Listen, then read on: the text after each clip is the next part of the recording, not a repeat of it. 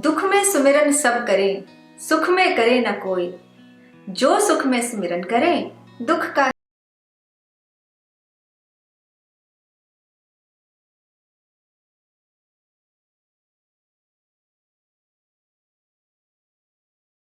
Projects में आपका स्वागत है। मैं हूं श्रद्धा और आज हम बात करने वाले हैं जीवन के बहुत ही महत्वपूर्ण विषय के बारे में, जो कि जुड़ा हुआ है हमारे सुख और दुख से। इस जीवन में हम सभी सुख की कामना करते हैं और दुख हम में से कोई नहीं चाहता। एस्ट्रोलॉजी में सुख और दुख निर्धारित करने वाले कुछ मुख्य ग्रह होते हैं, कुछ मुख्य राशियां होती हैं। अब अगर हम ये देखें कि हमें ग्रहों को मानना चाहिए या राशियों को फॉलो करना चाहिए, तो यहाँ पर मैं ये कहूँगी कि जो ये ज्योतिष शास्त्र है, इसमें बहुत सारी विधाएं हैं। कई विधाएं ये मानती हैं कि ग्रह मुख्य होते हैं और कई ये मानती हैं कि राशियां मुख्य होती हैं। तो चलिए, जब हमने शुरुआत ही करी है ग्रहों के साथ में, तो हम ग्रहों पे ही पहले बात करते हैं।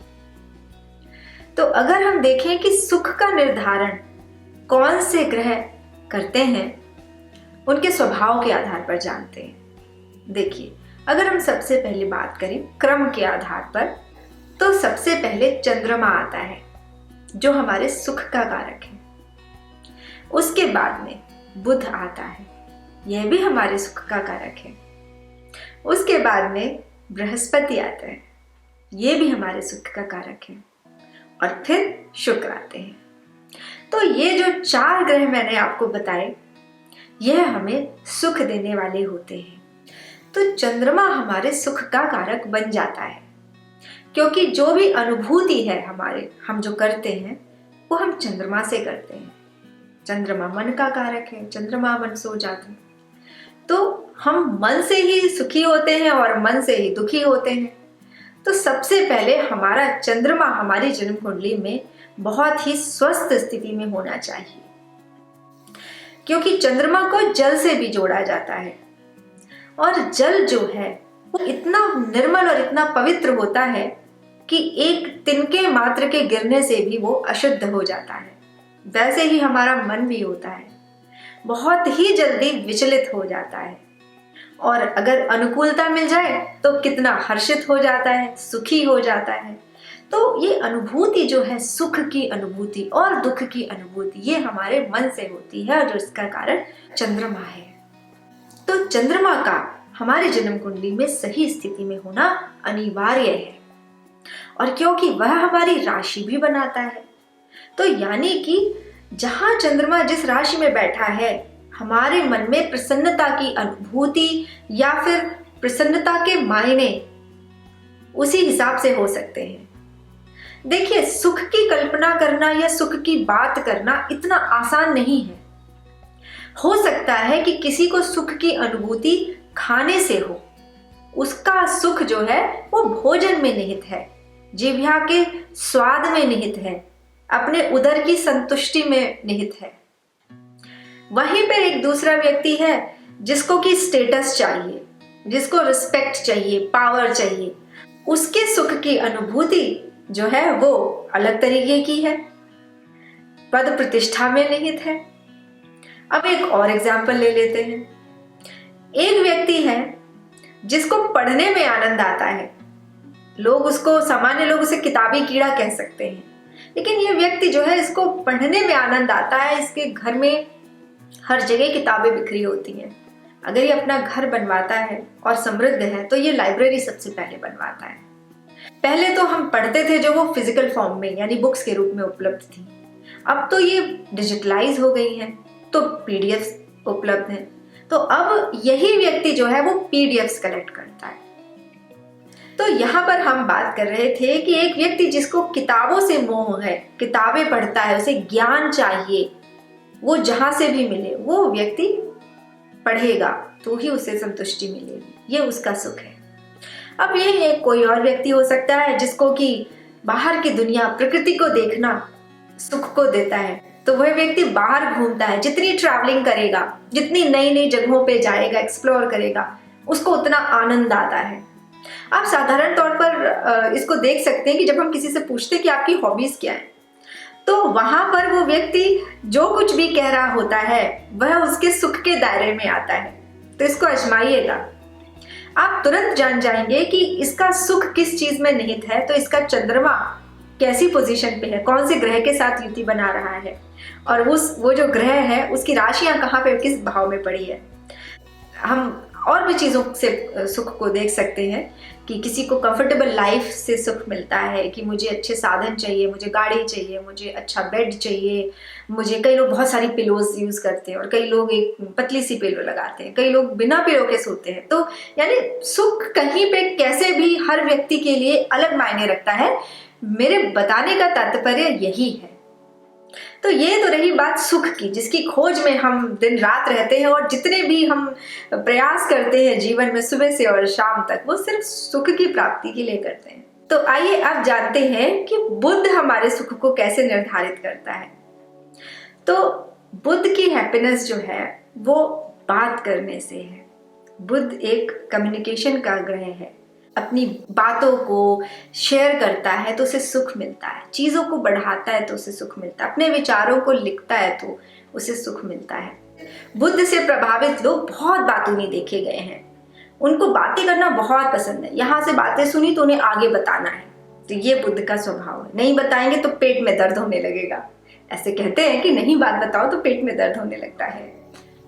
तो बुद्ध जो है वो हमेशा प्रसन्न रहता है। मैंने आपको बताया है कि बुद्ध की तुलना जो है वो बच्चे से की जाती है। तो बच्चे जो है वो अपनी ही दुनिया में खुश रहते हैं, वो जैसे माहौल में रहते हैं वैसे ही बन जाते हैं और वैसे ही ढल जाते हैं। तो अगर हमारा बुद्ध बहुत अच्छी स्थिति में बैठा है तो वो हमें वहाँ से बहुत ही सुख की प्राप्ति कराता है, और उसे कहते हैं बहुत ही सहज सुख की प्राप्ति कराता है, जिसके लिए हमें प्रयास नहीं करना पड़ता। क्योंकि बच्चों को कोई चीज़ पाने के लिए प्रयास नहीं करना पड़ता, उनके जो बड़े लोग होते हैं जिनके साथ वो रहता है वो उन्हें वो सारी चीज़ें प्रोवाइड करते हैं। तो वैसे ही अगर आपका बुद्ध अच्छी कंडीशन में है तो उन गुणों को, उस घर के तत्वों को वो आपको सहज रूप से ही उपलब्ध करा देगा। तो ये भी एक सुख है कि जहाँ आपको स्ट्रगल नहीं करना पड़ रहा और आपको उस चीज़ को, जो गुण है आपके अंदर या जैसा माहौल आपको पसंद है वो आपको मिल रहा है ना।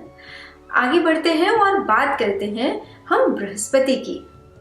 देखिए, बृहस्पति जो है वो बहुत ही प्योर, बहुत ही पॉजिटिव ग्रह है। वहाँ से हमें विश्वास मिलता है, क्योंकि जन्म कुंडली का जो नवा स्थान है वह भाग्य स्थान कहा जाता है, और वह स्थान जो है गुरु को रिप्रेजेंट करता है।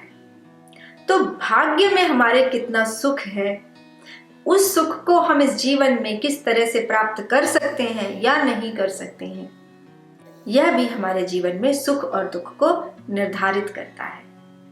तो गुरु जो है वो किसी भी स्थिति में हो वह आपका भला ही चाहता है। इसीलिए यही कहा जाता है कि यदि किसी की जन्म कुंडली में एकमात्र ग्रह गुरु अच्छा है, अच्छी पोजीशन पे है, बलवान है, तो चाहे बाकी के ग्रह कितने भी खराब क्यों ना हो, कोई भी और स्थिति क्यों ना हो, वह व्यक्ति अपना जीवन अच्छे से निकाल सकता है। तो ये सुख से रिलेटेड एक गुरु का तत्व है, जिसमें कि आशीर्वाद है, जिसमें एक भरोसा है गुरु का, और वो ज्ञान से भी आता है। अब आप देखिए, हो सकता है कि स्थिति कितनी भी विपरीत क्यों ना हो, लेकिन आपके अंदर इतना ज्ञान है कि आप ये सोच सकते हैं कि अगर विपरीत स्थिति है तो वो एक ना एक दिन टल जाएगी, हर दिन एक जैसा नहीं होता। तो ये ज्ञान कहाँ से आता है? ये ज्ञान जो है वो गुरु की कृपा से ही आता है। जो भी लोग अपने गुरु पे विश्वास करते हैं वो कभी जिंदगी में टूटते नहीं हैं। कोई भी विपरीत स्थिति आ जाए वो कभी भी हार नहीं मानते। वो ये सोचते हैं मेरे गुरु सब देख लेंगे, और वाकई में गुरु सब कुछ देख लेते हैं, क्योंकि गुरु को माँ की संज्ञा दी गई है। जैसे बच्चा माँ के पास अगर चला जाता है तो फिर उसके बाद में उसको पता होता है कि मेरी माँ सब देख लेगी। तो हमें गुरु को भी माँ के रूप में ही मानना चाहिए, जो हमेशा हर कंडीशन में हमारा भला ही सोचते हैं। और हम अपने पिता को भी देख सकते हैं, एक स्त्री अपने पति को भी उस रूप में देख सकती है यदि वो गुरु तुल्य है। गुरु की क्वालिटीज तो होनी ही चाहिए ना। तो ये है हमारा गुरु से उपजा हुआ सुख। अब आगे बढ़ते हैं और हम बात करते हैं कि शुक्र। शुक्र तो देखिए सुख और भोग का कारक है।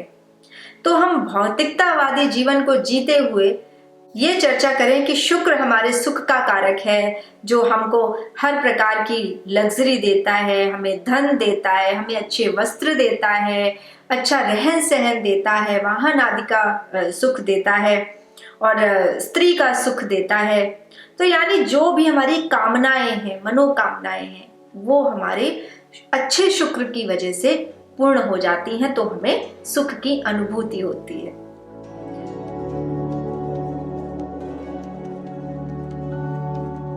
अगर आपके कोई सुझाव हैं, आप कुछ जानना चाहते हैं इस कार्यक्रम के माध्यम से, तो आप कमेंट्स बॉक्स में ज़रूर लिखिए। मैं अपने कार्यक्रम में उन सभी विषयों को शामिल करने का पूरा प्रयास करूंगी। आपके सहयोग के लिए बहुत बहुत धन्यवाद।